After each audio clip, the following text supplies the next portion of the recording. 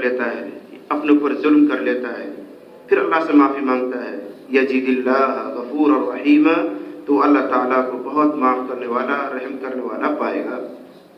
یعنی اللہ کی یہاں دھکا مارنا تو ہے ہی نہیں، یہ ہے اس آیت کا مطلب، دھکا مارنا تو ہے ہی نہیں۔ جیسے ہم غصہ ہو جاتے ہیں، ناراض ہو جاتے ہیں اور کوئی معافی مانگتا ہے، کمرے سے باہر نکل دھکا مار دیا، یہ چیز اللہ کے یہاں ہے ہی نہیں، اللہ کے یہاں ہے ہی نہیں۔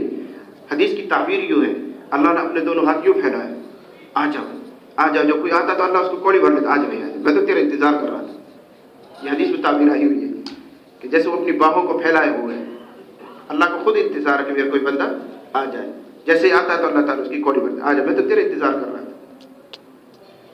یہ حدیث میں پیغمبر صلی اللہ علیہ وسلم نے تشبیہ الفاظ استعمال کیے ہیں۔ وما كان الله ليعذبهم وانت فيهم وما كان الله معذبهم وهم يستغفرون۔ دو چیزیں انسانوں کو اللہ کے عذاب سے بچانے والی ہیں، ایک تو نبی کی موجودگی، اس آیت میں سمجھایا گیا وما كان الله ليعذبهم وانت فيهم، ایسا نہیں ہو سکتا کہ اللہ قوم کو عذاب دے دے جبکہ آپ موجود ہوں۔ نبی صلی اللہ علیہ وسلم کی ذات گویا ہمارے اور آپ کے لیے عذاب خداوندی سے آڑ تھا، آپ جب تک موجود رہیں گے اللہ نے وعدہ کیا ہم عذاب نہیں دیں گے۔ ہاں جب آپ چلے گئے تو یہ ایک آڑ ہٹ گئی، ایک حفاظت دنیا سے چلی گئی، ایک اور ہتھیار امت کے پاس ہے، جب تک اس پر رہیں گے پھر بھی اللہ کے عذاب سے بچے رہیں گے۔ وہ کیا ہے؟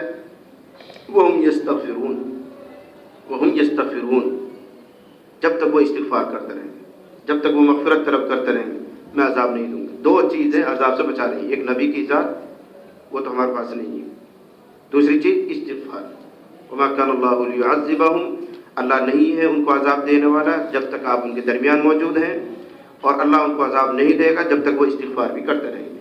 تو دوسری چیز ہمارا اور آپ کے ہاتھ میں ہے، جب تک امت استغفار پر قائم رہے گی، معافی مانگتی رہے گی، عذاب ٹلتے رہیں گے۔ وقال تعالی